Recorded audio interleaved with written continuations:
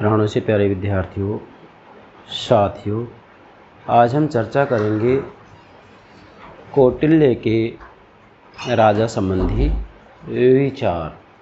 और राजा संबंधी विचार में हम राजा की दिनचर्या की चर्चा करेंगे, अर्थात राजा के जो दैनिक कार्य करते होंगे वो किस प्रकार से जो है कौटिल्य ने क्रमबद्ध रूप में, व्यवस्थित रूप में अर्थशास्त्र में बतलाए हैं। बेटा, ये टॉपिक बहुत महत्वपूर्ण है। किन के लिए? आज पूरी दुनिया के अंतर्गत जो राज्याध्यक्ष हैं, शासनाध्यक्ष हैं, अर्थात राष्ट्रपति, प्रधानमंत्री, विश्व के राजनेता, इनको कौटिल्य ने अपनी रचना अर्थशास्त्र में राजा की जो दिनचर्या बताई है इससे सीखना चाहिए। जैसा कि मैंने यहाँ संकेत भी दे दिया है, कौटिल्य राजा संबंधी विचार दिनचर्या, फिर मैंने कोष्टक में लिखा विश्व राजनेताओं, मतलब विश्व राजनेताओं को इससे सीखना चाहिए। किससे? कौटिल्य ने अपनी रचना अर्थशास्त्र में राजा की जो दिनचर्या की चर्चा की है इसे सीखना चाहिए। कहीं ऐसा तो नहीं है कि आज के जो राज्याध्यक्ष हैं, शासनाध्यक्ष हैं, जो मंत्री हैं, मंत्रिमंडल, मंत्री परिषद के सदस्य जो हैं, वो कहीं भोग विलास में ही तो लिप्त नहीं हैं, या फिर वो जनता की सेवा करते हैं? ये विचारणीय प्रश्न है। आज अगर हम संपूर्ण विश्व की राजनीति की चर्चा करें तो निश्चित रूप में मैं कह सकता हूँ कि कुछ को छोड़ कर के ज़्यादातर का जो देह होता है भोग विलास तक ही सीमित रहता है। देश हित, विश्व हित की बातें तो केवल कुछ ही चुनिंदा लोग करते हैं, जबकि कौटिल्य ने यहाँ ये स्पष्ट रूप में बताया है कि जो राजनीति में भाग लेगा, अर्थात जो राजा होगा, निश्चित रूप में उसकी ये दिनचर्या होगी, उसका दैनिक जो कार्य होगा वो इस दिनचर्या के अनुसार होगा। इस दिनचर्या के अनुसार होगा तो निश्चित रूप में वह राजा कभी भी चरित्रहीन, भोग विलासी नहीं बन सकता। वह अपना समय व्यस्त रखेगा जनता के कार्य में, मतलब अपने समय को वह बर्बाद नहीं करेगा, बल्कि अपने समय का सदुपयोग जनहित में करेगा। इस रूप में कौटिल्य ने राजा की जो दिनचर्या है उसकी चर्चा अपनी रचना अर्थशास्त्र में की है। अब हम इसकी चर्चा करते हैं क्रमबद्ध रूप में। बेटा, जब कौटिल्य के राजा संबंधी विचारों को समझें तो ये तो सबसे पहले आपको ध्यान रखना है कि कौटिल्य ने अपनी रचना अर्थशास्त्र में राजा संबंधी विचारों को समझाने के लिए 6 बातें बताई है। कल मैंने 5 बताए थे, आज मैंने एक और जोड़ दिए। 6 बातें क्या बताई हैं? जैसा कि मैंने यहाँ लिखा भी है, राजा के संपूर्ण विवरण को निम्न भागों में बांटा जा सकता है। मतलब कौटिल्य ने अपनी रचना अर्थशास्त्र में राजा के बारे में जो कुछ भी लिखा है उसको या उस समस्त विवरण को निम्न भागों में बांटा जा सकता है। और ये भाग हमने कल आपको 5 बताए थे, लेकिन आज हमने एक और जोड़ दिया है, कर्तव्य। कर्तव्य भी हम आपको बताएंगे कि कौटिल्य ने राजा के क्या कर्तव्य बताए। पहला है भाग राजा के व्यक्तिगत गुणों में योग्यता, दूसरा है शिक्षा। बेटा, लेक्चर नंबर 30 में मैंने राजा के व्यक्तिगत गुण एवं योग्यता क्या है और उसकी क्या शिक्षा है ये आपको समझा दिया है लेक्चर नंबर 30 में। अब आज हम चर्चा करेंगे इसके भाग 3 की, अर्थात दिनचर्या की। किसकी करेंगे? केवल दिनचर्या की। इसका चौथा भाग है राजा के कार्य में शक्तियाँ, और 5वां भाग है राजा का नियंत्रण, मतलब कहीं राजा जो है निरंकुश नहीं बन जाएगा, अत्याचारी तो नहीं बन जाएगा, तो राजा के ऊपर नियंत्रण की बात भी की गई है। और 6वां भाग होगा कर्तव्य, मतलब ये 6 के 6 जो भाग हैं इनको यदि आप अच्छे समझ जाएंगे तो कौटिल्य के राजा संबंधी विचारों को बेहतर तरीके से समझ सकते हैं। और एग्जाम में किसी भी रूप में कहीं से भी आपसे प्रश्न पूछा जाए आपका आंसर गलत नहीं हो सकता। तो आज हम इसके तीसरे भाग की चर्चा करेंगे, दिनचर्या की। ठीक है बेटा, किसकी चर्चा करेंगे आज हम? दिनचर्या की। जैसे मैंने यहाँ नोट भी कर दिया, दिनचर्या। हाँ, यहाँ मैंने कोष्टक में लिखा है कि विश्व राजनेताओं, मतलब देखो कौटिल्य ने जो राजा की दिनचर्या बताई है, मैं ये कहूँगा कि आधुनिक विश्व के राजनेताओं को इससे सीखना चाहिए। क्यों? क्योंकि ये लोग भोग विलास में अपना समय ज़्यादा व्यतीत करते हैं, जबकि जनहित में ये समय कम देते हैं। हाँ, कुछ राजनेता, कुछ नेता, कुछ शासनाध्यक्ष, कुछ राज्याध्यक्ष ऐसे हैं जो निश्चित रूप में मैं कह सकता हूँ कि कौटिल्य ने राजा की जो दिनचर्या बताई है उसके अकॉर्डिंग ही अपने कार्य करते हैं। मैं आपको उदाहरण भी दूंगा यहाँ, ध्यान दें। अब बेटा ये बात क्लियर होगी यहाँ तक। फिर मैंने यहाँ ये डायग्राम बनाया है सप्तांग, मतलब देखो कौटिल्य ने सप्तांग राज्य का अवधारणा दी, जिसके ऊपर मैं लेक्चर अपलोड कर चुका हूँ। सप्तांग राज्य का अवधारणा का मतलब ये है कि भाई कौटिल्य ने राज्य निर्माण के 7 तत्व बताए हैं। 7 तत्व: स्वामी, स्वामी, अमात्य, जनपद, दुर्ग, कोष, सेना, मित्र। अब इन 7 अंगों में, 7 तत्वों में, 7 प्रकृतियों में प्रथम स्थान किसको दिया है? राजा को। ये मैंने नोट भी कर दिया, प्रथम स्थान राजा को दिया है। राजा अर्थात स्वामी, राजा को स्वामी भी कहा जाता है। राजा को दिया, इसलिए बेटा कौटिल्य ने अपनी रचना अर्थशास्त्र में राजा के ऊपर विशेष ध्यान दिया है, राजा के ऊपर विस्तृत रूप में लिखा है। क्यों? क्योंकि राज्य की जो अन्य 6 प्रकृतियां हैं, 6 अंग हैं, 6 जो तत्व है ना, वो राजा पर ही निर्भर करते हैं। राजा का ही ये कर्तव्य कि अन्य 6 प्रकृतियों की वृद्धि हो, अन्य 6 प्रकृतियों का उत्थान हो, ये राजा देखेगा। इसलिए राजा के ऊपर जो है कौटिल्य ने विशेष ध्यान दिया है और अपनी रचना अर्थशास्त्र में राजा के बारे में व्यापक रूप में वर्णन किया है। ठीक है, क्योंकि सप्तांग सिद्धांत का ये है प्रथम अंग है, कौन? राजा। इसलिए राजा के बारे में हमें व्यापक रूप में समझना अति आवश्यक है। चलिए अब हम इसमें तो पार्ट नंबर 1 ही है, एक ही लेंगे, एक ही भाग लिया है हमने। बाकी वैसे देखें तो हमने पहला भाग समझा दिया है, दूसरा भाग शिक्षा ये भी समझा दिया है, तीसरा भाग ले रहे हैं आज इसकी दिनचर्या। तो यहाँ मैंने नंबर 1 कर दिया क्योंकि लेक्चर नंबर 31 है। वैसे चाहे तो आप यहाँ पर नंबर 3 भी कर सकते हैं। तो केवल किसकी बात करेंगे आज हम? राजा की दिनचर्या की। बेटा वास्तविक रूप में कौटिल्य ने स्पष्ट रूप में कहा, क्या कहा कि भाई राजा न्यायोचित कार्यों को, जनहित के कार्यों को, लोक कल्याणकारी कार्यों को, जनहित संवर्धक कार्यों को, प्रजा कल्याण के कार्यों को, प्रजा रक्षण प्रजा रंजन के कार्यों को, योगक्षेम के कार्यों को बेहतर तरीके से कर सके, इसके लिए राजा के दैनिक जो कार्य होंगे वो दैनिक कार्यों की क्या व्यवस्था होगी, किस रूप में, किस समय पर, कितने समय तक कौन सा कार्य किया जाएगा, इसके बारे में कौटिल्य ने अपनी रचना अर्थशास्त्र में व्यापक रूप में वर्णन किया है, जिसको कि राजा की दिनचर्या कहा जाता है। हमारी भी तो दिनचर्या होती है, जिसे कि राजा की दिनचर्या कहा जाता है। अब बेटा ध्यान दें, राजा की दिनचर्या समझें जरा। देखो राजा की जो दिनचर्या है इसके बारे में कौटिल्य ने अपनी रचना, अपने ग्रंथ, अपने गौरवमयी ग्रंथ अर्थशास्त्र के अंतर्गत, इनकी रचना का नाम क्या है बेटा? अर्थशास्त्र। यस, जिसमें कितने अधिकरण है? 15 अधिकरण है। ये ध्यान रखना है आपको, 15 अधिकरण है इसमें। अर्थशास्त्र के अंतर्गत स्पष्ट रूप में लिखा है क्या कि इन्होंने 24 घंटों को, मतलब दिन और रात, 12 घंटे दिन के, 12 रात्रि के, तो जो 24 घंटों को कौटिल्य ने 16 घड़ियों में बांटा है। क्या आप नोट करेंगे? 24 घंटों को 16 घड़ियों में बांटता है। और जो एक घड़ी बताई है कौटिल्य ने, वो एक घड़ी इन्होंने 1.5 घंटे की मानी है। कितनी मानी है? 1.5 घंटे की मानी है। कितनी मानी है बेटा?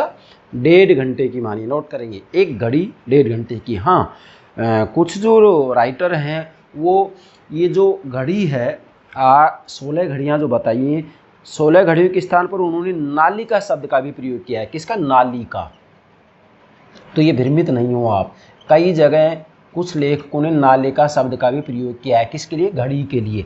लेकिन ज़्यादा सिंपल यही रहेगा, आप तो घड़ियाँ याद रखेंगे कि भाई 24 घंटे को 16 घड़ी में बांट दिया इन्होंने, और जो एक घड़ी हो 1.5 घंटे की है। एक घड़ी 1.5 घंटे की है।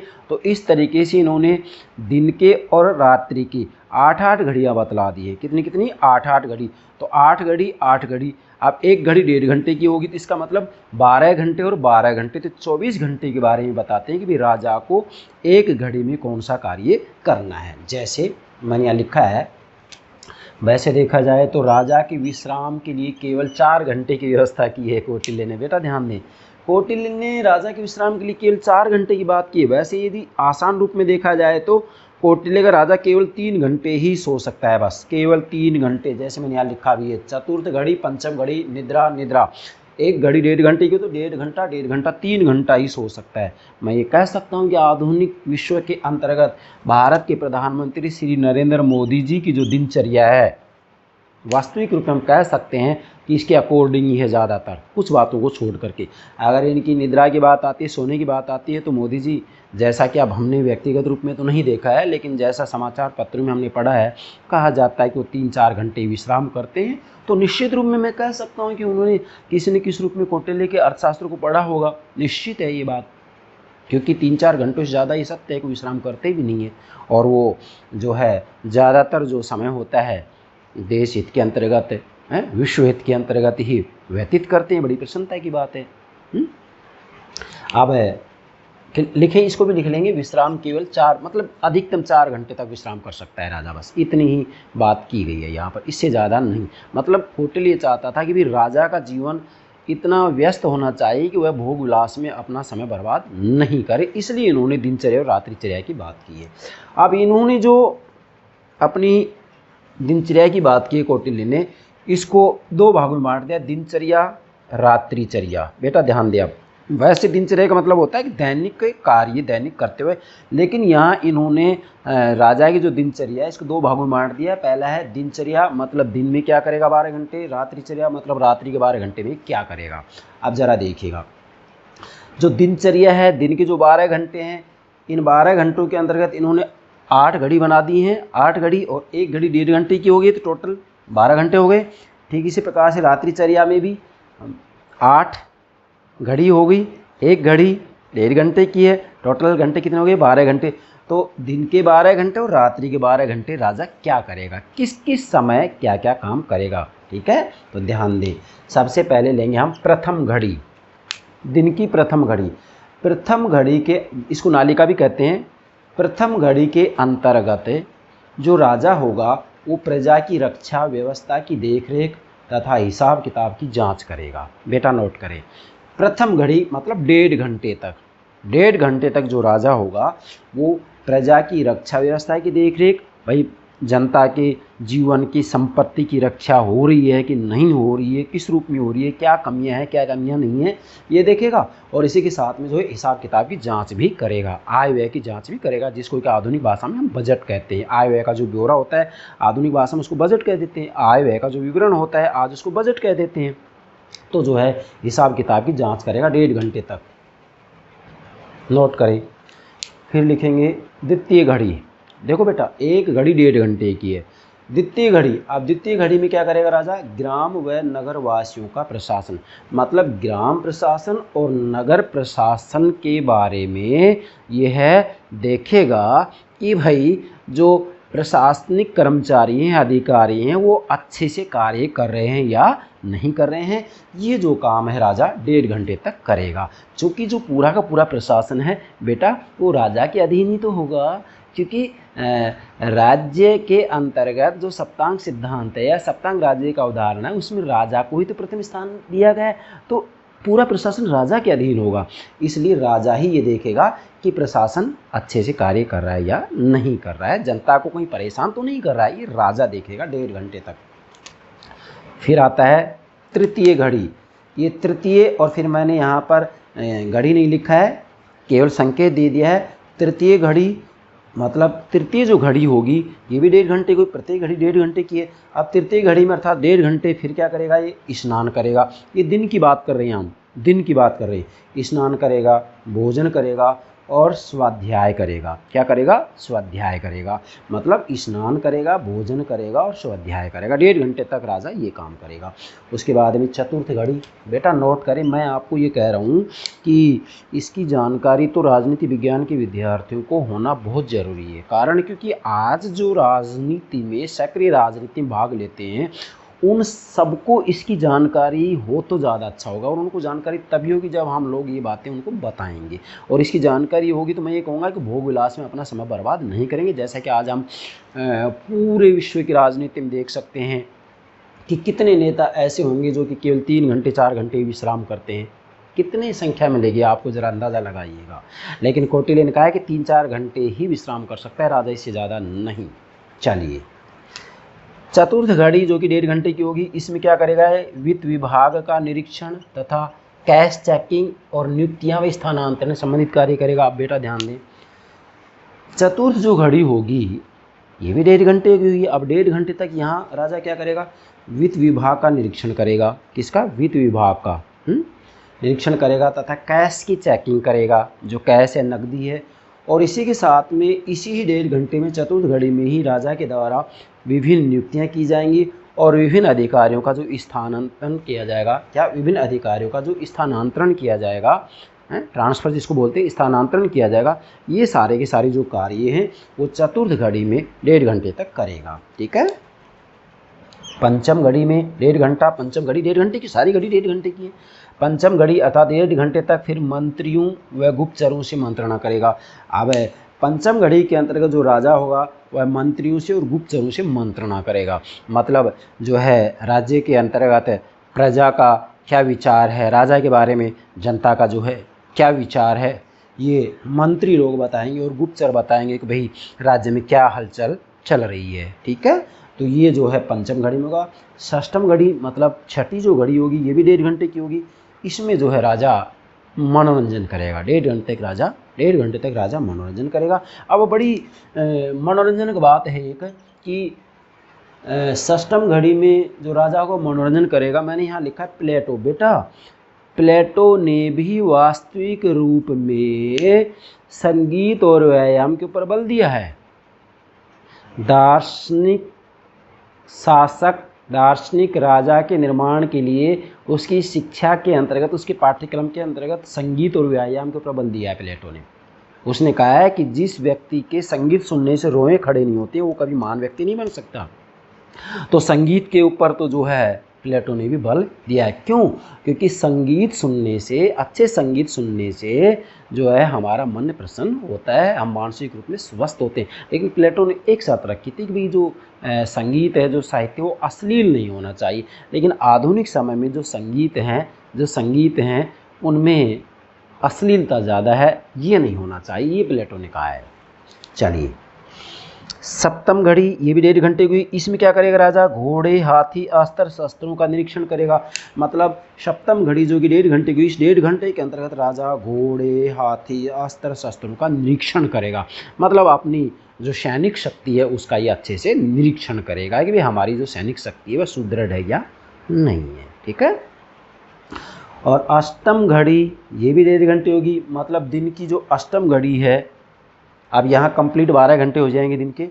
जो अष्टम घड़ी है, अष्टम घड़ी में क्या करेगा, सेनापति से मंत्रणा करेगा। अब यहाँ पर इसने घोड़े, हाथी, अस्त्र शस्त्र का निरीक्षण कर लिया। उसके बाद में अष्टम घड़ी में सेनापति से फिर मंत्रणा करेगा कि भैया आपकी सैनिक व्यवस्था के बारे में हमें जानकारी दें, आपकी सैनिक व्यवस्था किस प्रकार की है, अगर कोई शत्रु राज्य आक्रमण कर देगा तो क्या उसके लिए आप अच्छे से तैयार हैं।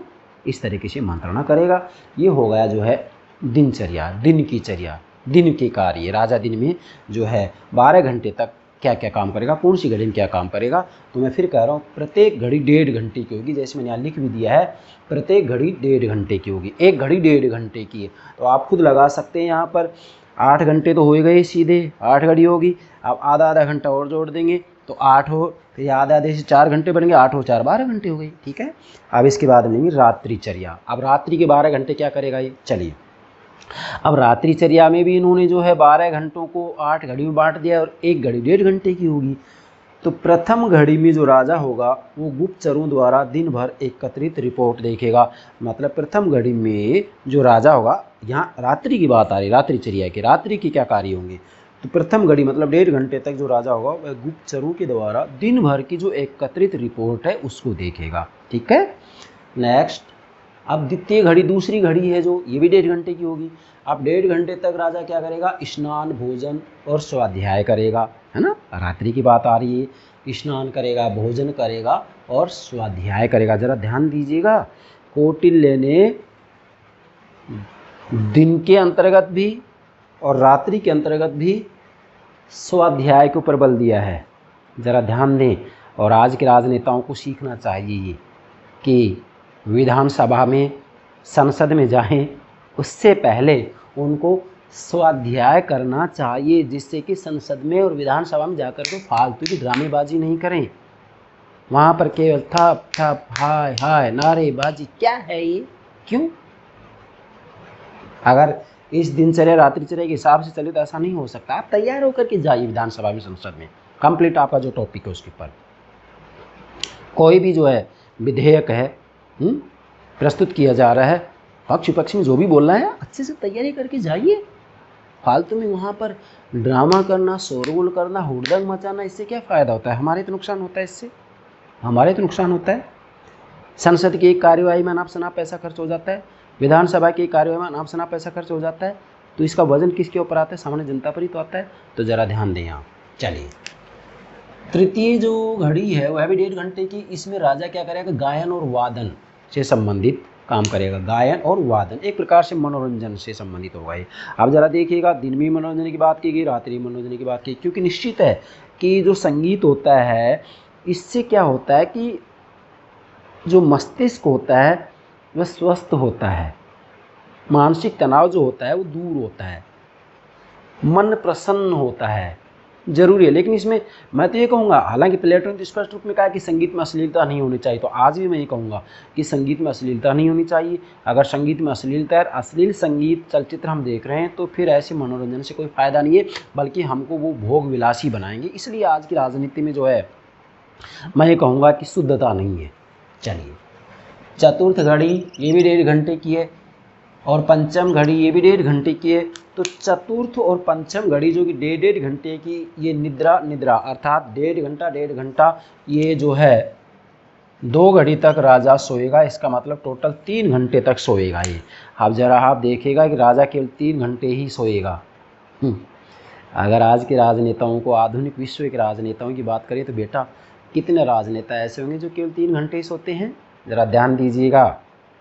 और कौटिल्य ने राजा की जो दिनचर्या बताई उसके अकॉर्डिंग आज के पूरे विश्व के राजनेता चले तो मैं दावे के साथ कह सकता हूँ कि इनका समय भोग विलास में व्यतीत नहीं होगा, बल्कि देश हित में, विश्व हित में ही होगा, और ऐसा होना भी चाहिए। चलिए, 3 घंटे विश्राम करेगा ये चतुर्थ और पंचम घड़ी में। अब षष्ठम घड़ी मतलब छठी घड़ी जो कि 1.5 घंटे की, इसमें क्या करेगा? दिन के कार्यक्रम पर विचार करेगा भी। अब 3 घंटे सो लिया ये, इसके बाद में जो षष्ठम घड़ी आती है जो कि 1.5 घंटे की, इसमें क्या करेगा? राजा दिन के कार्यक्रम पर विचार करेगा, दिन में क्या कुछ करना है।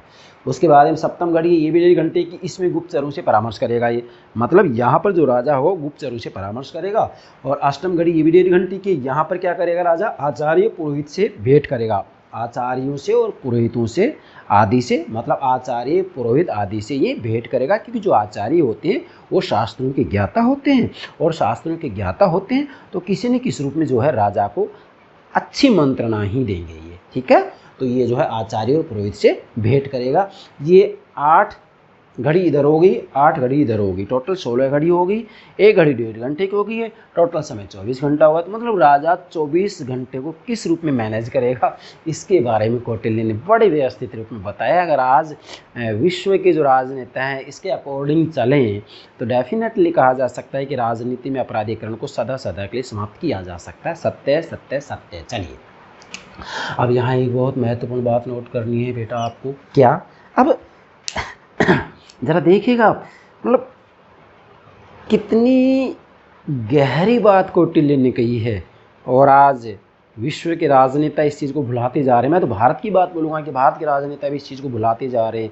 अब वो लोग तो ये कहेंगे कि सर आप क्या बोल रहे हो, तो आधुनिक ज़माना है, आधुनिक ज़माने में ऐसा कैसे हो सकता? नहीं नहीं नहीं नहीं नहीं नहीं, हमारे जो सर्वोच्च मूल्य हैं उसमें आधुनिकता का कोई लेना देना नहीं है। सर्वोच्च मूल्य तो सर्वोच्च मूल्य होता है, उसमें जो है प्राचीन, मध्यकालीन, आधुनिक युग की कोई लेना देना नहीं, कोई युग विशेष से मतलब नहीं होता है। जो शाश्वत मूल्य होते हैं वो शाश्वती होते हैं, वो किसी काल विशेष से, समय विशेष से, देश विशेष से बंधे हुए नहीं होते। तो इन्होंने जो दिनचर्या रात्रिचर्या बताई है ये किसी समय विशेष से, किसी काल विशेष से, देश विशेष से बंधी नहीं है। पूरी दुनिया में किसी भी देश में इसको अपनाया जाए तो राजनीति शुद्ध होगी होगी होगी, और जो राजनेता होंगे देश हित में कार्य करेंगे करेंगे करेंगे। जरा अपना करके देख लें। चलिए, अब यहाँ कौटिल्य कह रहे हैं कि प्रातः है। अब ये जो दिनचर्या की शुरुआत होगी वो कहाँ से होगी ये भी आपको नोट करना है। राजा प्रातः बछड़े सहित गाय की परिक्रमा करके, जो गौ माता होती, काऊ, गो, गाय, और गाय का जो बच्चा होता है उसको बछड़ा बोल देते हैं, है ना, या गो का बच्चा बोल दें, आप ऐसे भी कह सकते हैं। बछड़े सहित मतलब गाय का जो बच्चा होता है, गाय का जो बेटा बेटी होता है, बछड़े सहित गाय की परिक्रमा करके राजा अपनी दिनचर्या प्रारंभ कर दे। अब कितनी महत्वपूर्ण बात है, मतलब राजा अपनी दिनचर्या का प्रारंभ करे तो दिनचर्या का प्रारंभ करे किससे करेगा, वो बछड़े सहित गाय की परिक्रमा करके, बछड़े सहित, बछड़े को साथ लेकर के बछड़े सहित गाय की परिक्रमा करके राजा अपनी दिनचर्या का प्रारंभ कर दे। इसका मतलब जो है सबसे पहले वो गौ माता के ही दर्शन करेगा, उसकी परिक्रमा करेगा और उसके बाद में जो है अपनी दिनचर्या का प्रारंभ कर देगा। जरा आज की बात की जाए तो आज गौ माता की बात की जाए और हम भी कहें कि भाई आप जो है अपने दिनचर्या की शुरुआत करें तो गौ माता की परिक्रमा कर करके ही करें, तो लोग कह देंगे कैसी बात कर रहे हो आप, ये पुराने ज़माने की बात है। नहीं नहीं नहीं नहीं नहीं नहीं नहीं, जो राजनेता जो व्यक्ति ऐसा करता है निश्चित है उसे प्रत्येक क्षेत्र में सफलता मिलेगी, प्रत्येक क्षेत्र में। यह आध्यात्मिकता की बात है। तो ज़रा ध्यान दीजिएगा, कौटिल्य ने ऐसी ये बात नहीं कही है, और कौटिल्य तो एक व्यवहारिक राजशास्त्री थे। चलो प्लेटो की तो हम बात मान लेंगे कि भाई प्लेटो की रिपब्लिक जो है उसमें प्लेटो ने कल्पना की बात की है ना। हम कहेंगे कि एक रूप में बिल्कुल एक ऐसे आदर्श की बात की है जिसकी मानव जाति कभी प्राप्त कर ही नहीं सकती, ये तो हम मान लेंगे कि प्लेटो कल्पना लोग की बात करते हैं। प्लेटो की जो पुस्तक रिपब्लिक है उसमें ये बात सत्य है कि आदर्श की कल्पना की बात की गई है, लेकिन कौटिल्य व्यवहारिक राजशास्त्री है, ये कल्पना की बात नहीं करता है, इसलिए इस तथ्य में सच्चाई है। आगे अब चलिए अब इसका निष्कर्ष निकाल लेते हैं। फिर मैंने यहाँ लिखा है, इस प्रकार राजा का जीवन एक तपस्वी के समान होना चाहिए। अर्थात कौटिल्य ने यहाँ पर राजा की जो दिनचर्या और रात्रिचर्या की चर्चा की है, इससे स्पष्ट हो जाता है, क्या स्पष्ट हो जाता है कि भी राजा का जीवन एक तपस्वी के समान होना चाहिए। राजा का जीवन एक तपस्वी के समान होना चाहिए, मतलब राजा का जो जीवन एक तपस्वी के समान हो। इसलिए कौटिल्य ने राजा को राजऋषि कहा है कि वो देश का राजा तो होगा लेकिन तपस्वी के रूप में होगा, साधु के रूप में होगा, सन्यासी के रूप में होगा। इसलिए इसको राजर्षि की संज्ञा दी है। राजा को राजर्षि, प्राचीन काल में राजऋषि ही कहा जाता था इसको। ध्यान देंगे जरा, राजऋषि का मतलब होता है कि वो राजा तो होगा लेकिन उसमें जो है तपस्वियों जैसे गुण होंगे, ऋषियों जैसे गुण होंगे, साधुओं जैसे गुण होंगे। आज के राजनेताओं को राजऋषि कहने में हमें थोड़ा अटपटल लगता है, नहीं कह सकते हैं। यस, तो ध्यान दीजिएगा, इस प्रकार राजा का जीवन एक तपस्वी के समान होना चाहिए। अब मैं थोड़ा सा यहाँ तुलना करूँगा प्लेटो से। बेटा प्लेटो ने भी अपनी रचना रिपब्लिक में दार्शनिक राजा को तपस्वी के समान ही बनाया है। क्यों? क्योंकि प्लेटो ने कह दिया कि जो व्यक्ति राजनीति में भाग लेगा वह स्थायी रूप में संपत्ति नहीं रख सकता। क्या? स्थायी रूप में संपत्ति नहीं रख सकता, विवाह नहीं कर सकता। मतलब प्लेटो कहता है कि जो राजनीति में भाग लेगा वह कंचन और कामिनी से दूर रहेगा। कंचन मीन्स सोना, सोना मीन्स संपत्ति, कामिनी मीन्स महिला, महिला मीन्स परिवार, अर्थात स्थायी रूप में विवाह नहीं करेगा। तो कौटिल्य की तरह ही प्लेटो भी अपने दार्शनिक राजा को एक तपस्वी, एक साधु ही बना रहा है। अर्थात उसका अपना कोई घर बार नहीं होगा, कोई परिवार नहीं होगा, उसकी अपनी पत्नी नहीं होगी, बच्चे नहीं होंगे, उसके पास कोई संपत्ति नहीं होगी, सोना चांदी को तो हाथ भी नहीं लगाएगा, प्लेटो कह रहे हैं। तो यहाँ पर ज़रा तुलना कीजिएगा, प्लेटो भी जो है राजा को तपस्वी ही बना रहा है। ज़रा तुलना कीजिएगा। यस, चलिए अब चूँकि हम प्लेटो नहीं पढ़ा रहे हैं, हम तो कौटिल्य पढ़ा रहे हैं, ये तो मैंने केवल संकेत दिया है।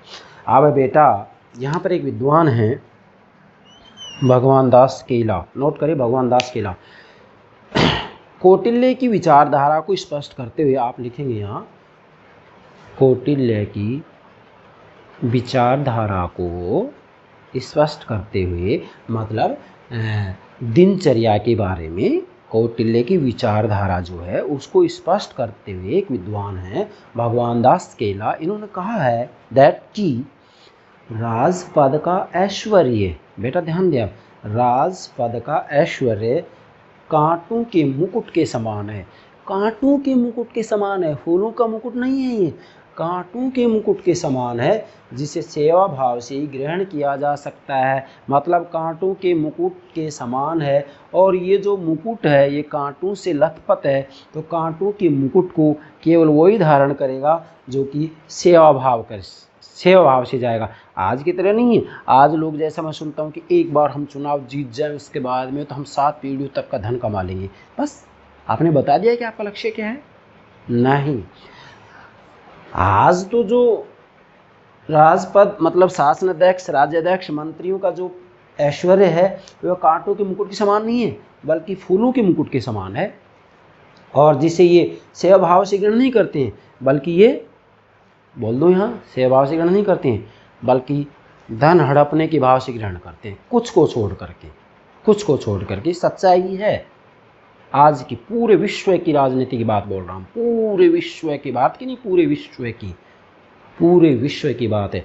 तो यहाँ राजनेताओं को सीखना है क्या? भगवान दास केला ने कौटिल्य की विचारधारा को स्पष्ट करते हुए संक्षेप में सब कुछ कह डाला है, गागर में सागर भर दिया है। क्या कि राजपद का ऐश्वर्य कांटों के मुकुट के समान है, जिसे सेवा भाव से ही ग्रहण किया जा सकता है। आप स्वयं देख सकते हैं कि राजा की दिनचर्या क्या है, रात्रिचर्या क्या है। केवल 3 घंटे ही वो सोएगा, बाकी जो है राजकार्य में व्यस्त रहेगा। तो इसका मतलब ये है कि ये जो है राजपद वह कांटों के मुकुट के ही समान है, और इसको केवल वही ग्रहण करेगा जो कि राज्य की सेवा करना चाहता है, अर्थात जिसे सेवा भाव से ग्रहण किया जा सकता है। तो आज की तरह नहीं भी राजनीति में जो आप जाते हैं, आज तो लोगों ने राजनीति को व्यवसाय बना लिया है, बिजनेस बना लिया है, पैसा बना लिया है।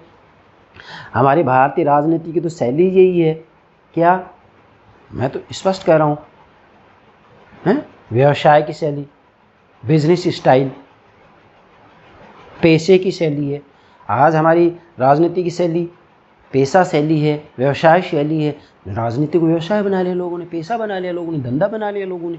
नहीं नहीं नहीं नहीं, ऐसा नहीं होना चाहिए। तो मैं यहाँ ये कहूँगा कि पूरी दुनिया के राजनेताओं को कौटिल्य के अर्थशास्त्र के अंतर्गत राजा की जो दिनचर्या, रात्रिचर्या की चर्चा की है, इसकी जानकारी होनी चाहिए, और आपको सेवा भाव से राजनीति में आना चाहिए। और निश्चित रूप में आपको यहाँ, अगर आप राजनीति में आ रहे तो आपको आराम नहीं करना है, आपको धन नहीं लेना है, धन नहीं हड़पना है, आपको तो केवल देश की सेवा के लिए राजनीति में आना चाहिए। कौटिल्य ये कहना चाह रहे हैं। और कौटिल्य ने राजा की जो दिनचर्या, रात्रिचर्या की चर्चा की है, अगर आज पूरे विश्व के राजनेता इसका अनुकरण करें तो मैं ये कह सकता हूँ कि पूरे विश्व की तस्वीर ही बदल जाएगी। ये सत्य है। इसलिए मैं कहूँगा कि आधुनिक समय में कौटिल्य ने राजा की जो दिनचर्या बताई है, अर्थात जो रात्रिचर्या दिनचर्या बताई है, ये प्रासंगिक है, सार्थक है, और इसे अपनाया जाना चाहिए। तो ही राजनीति में सुधार हो सकता है, अन्यथा तो फिर जैसा चल रहा है चलता रहेगा। ठीक है बेटा, ये हो गया कौटिल्य के राजा संबंधी विचार। राजा संबंधी विचार में केवल हमने आज दिनचर्या की बात की है, और यह मैंने कोष्टक में लिखा है कि विश्व राजनेताओं को इसका अनुकरण करना चाहिए। ऐसे भी लिखेंगे आप, लिख लो आप, विश्व राजनेताओं को इसका अनुकरण करना चाहिए, या विश्व राजनेताओं को इसका अनुकरण करना अति आवश्यक है, अति आवश्यक है। अगर ऐसा हो जाएगा तो दावे के साथ कह सकते हैं पूरी दुनिया में जो त्राहिमाम मची हुई है वह समाप्त हो जाएगी, केवल इसके माध्यम से, क्योंकि उनको भोग विलास की फुर्सत ही नहीं मिलेगी। केवल देश हित, विश्व हित, जनहित, विश्व के हित की, विश्व जनमत के हित की, विश्व की जनता के हित की बात करेंगे, बाकी उनके दिमाग में बात आएगी नहीं। तो निश्चित रूप में जो ये चारों तरफ आक्रामकता मची हुई है, मारकाट मची हुई है, आज का युग जो है वो युद्ध का युग कहा जा रहा है, ये सब समाप्त हो सकता है। बस थोड़ा सा ध्यान देने की आवश्यकता है। तो मेरे प्राणों से प्यारे विद्यार्थियों, आप जो है कौटिल्य के राजा संबंधी विचार में राजा की दिनचर्या को बेहतर तरीके से समझ गए होंगे, ऐसा मुझे पूरा विश्वास है। यस बेटा, okay, thank you very much.